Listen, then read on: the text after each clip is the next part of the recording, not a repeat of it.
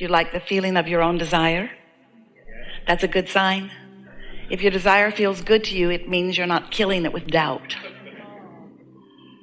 If you want something and you don't believe it, that doesn't feel so good, does it? And yet you cannot just demand that you believe something that you don't believe. You just can't all of a sudden believe something that you don't believe, because you've been practicing something other than believing it. And that does not just turn around on a dime, does it? Law of attraction is a really good friend to you because of its consistency. However, law of attraction will hold you where you are.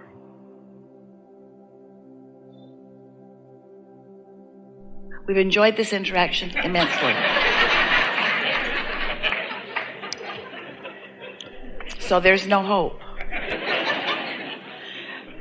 That is to say that what you've been thinking is most likely what you will continue to think. Because what you've been thinking has caused you to have a point of attraction that is manifesting in your experience. So now you're observing the results of what you've been thinking. That's why you believe it. In the beginning, Esther said to us, "But Abraham, it's true." And we said, there are a lot of things that you want that are true, and there are a lot of things that you don't want that are true. But you can focus yourself into more attention to wanted and less attention to unwanted. And so it seems logical that the things that you don't want, just stop thinking about them. But law of attraction sort of insists that you continue that thought, doesn't it? When you say, I'm not going to think that anymore, I'm not going to think about that anymore, you're doing it right then. You're thinking about what you're not going to think about. And the more you push against it in this attraction-based universe, the more you call it to you, because there's no such thing as no in an attraction-based universe. When you say yes to something wanted, you call it to you. And when you say no to something not wanted, you call it to you, because your words are not the defining factor. Your attention to the subject is. So it's helpful if you figure out how, when you think about it, it feels. Because when you focus upon something that feels good while you focus upon it, then that means that the larger part of you is positively focused upon it also. When you focus upon something that feels bad to you while you focus upon it, that means that while you are, your inner being, that larger part of you, your source energy, is not focused upon it, and your attention to it is calling you away from who you really are. Does that make sense to you? You were source energy before you came into this body, and the larger part of you still is. And as you're here in this physical body, you are doing just what you said you would do. You're exploring. You're coming to awarenesses and conclusions about what matters to you. And as you know what you don't want, and you therefore know what you do want, you're launching these rockets of desires. And those rockets of desires are becoming your vibrational reality. In other words, your inner being focuses upon each new thing that you identify as preferred. So you are constantly becoming more in a vibrational sense. And that's annoying to physical beings like you who want to see it and hear it and smell it and taste it and touch it. Your reality is more than just what you're thinking about. Your reality is more than just what you're feeling about what you're thinking. Your reality has manifested into this full blossoming experience where you can see it and hear it and smell it and taste it and touch it, just like you knew it would. This is the leading edge. This is where thought comes all the way to full manifestation. This is where thoughts turn to things that you deliberately have come to create. But when you become so much more aware, or better said, only aware of what you can interpret through your physical senses, and you don't pay too much attention to what you're feeling, then what happens is you begin to create based upon what you are observing rather than upon what you prefer. It's like giving your attention to what's more immediate rather than to what's more important to you. It's like the squeaking wheel getting all of your attention instead of what you really want to blossom and grow getting your attention. And so what we're really talking about here as we are addressing this body of powerful creators is about being a deliberate creator rather than a creator by default, which means a focused creator rather than one who just is observing what's going on around you. Of course you want to manifest. We want that for you too, because this manifested environment is the furthest, most leading edge of all that all of us are about. So it is a wonderful thing when your thoughts do turn to these things and these experiences are filled out through the physical tactile experience. But it's important that you understand that what has already manifested, the things that you can see and hear and smell and taste and touch, that really is, in terms of creation, past tense, because that creation has already happened. And as you observe the creation that has already happened, you set forth more creation. In other words, it's the active thought that is doing the now creating. Does that make sense to you? So whether it is the active thought about what you're observing in your now, or the active thought about what happened before, or the active thought about what is on its way to you. The active thought is what equals your vibrational output. And your vibrational output is what law of attraction is responding to. So the most important thing about what all that means to you is that if you spend most of your time observing what is, you lock yourself in to only what is.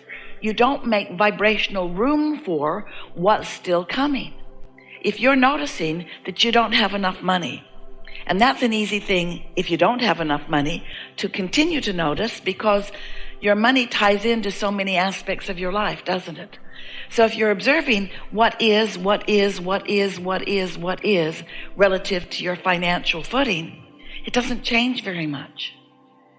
When you observe what is, then you just keep recreating what is. So if you feel like there isn't enough of something, and that's what you give the majority of your attention to, then not enough is what continues to be your experience.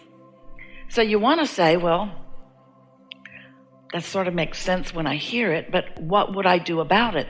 How do I not notice what is? And we say, it's all right to notice what is, but if you're noticing what is and it doesn't feel good to you, then that means your attention to what is focused upon lack. And it is preventing the new and improved from coming. It's preventing the money that you're asking for from coming. If you are in the middle of a relationship and it's not pleasing you in this way, and this way, and this way, it can't get better, because what is so active in your vibration that you won't let yourself perceive anything other than that. So you've got to find some way of letting loose a bit, a lot, letting loose from your observation and verbalization and, in many cases, justification and rationalization and defense of what is, and focus more upon what you want. Have you ever had the experience, we know you have, but we want you to focus on it briefly here. Have you ever had the experience of visiting with someone, a friend, a former friend, a friend? You're not sure. And you have a disagreement about something. And you're really sure about your position, and your friend is really sure about their position. And so as you debate this issue, as you talk about it, the more you explain what you mean, the more your friend digs in and explains what he or she means. And then the more you dig in and explain what you mean. And there's really no movement. You don't convince your friend, and your friend doesn't convince you, because you're already pretty locked into your belief before you even begin the conversation. You know what we're talking about? Well, in the same way you do that with other people, you're doing that just with you. When you have a desire that you don't believe, your belief argues with your desire. And if that desire is less active than that belief, the belief wins. So you just keep proving to yourself that you can't do that, or that it's too hard, or that you're not in the right place, or that you weren't born under the right star, or. When all along it's just your own argument with yourself. And so whether it's a desire or a belief, they're just thoughts, yes? So when your desire thoughts are new, your belief thoughts about it often are more dominant. So you have to find a way to focus your desire thoughts into stronger placement in your vibrational output. This makes sense, doesn't it? So over time, have you been listening to us for a while? Over time, we've written a lot of books and offered a lot of processes to help you to focus your thought, your self-conversation, more and more in the direction of what you want. Because it's just about the amount of airtime or broadcast time that you give to something. You can't talk about the positive aspects of something and the negative aspects at the same time. And because of law of attraction, you can't really flip-flop too fast about it. When you talk about what you want and you talk about the positive aspects of that, maybe your beliefs will rise up to try to challenge you.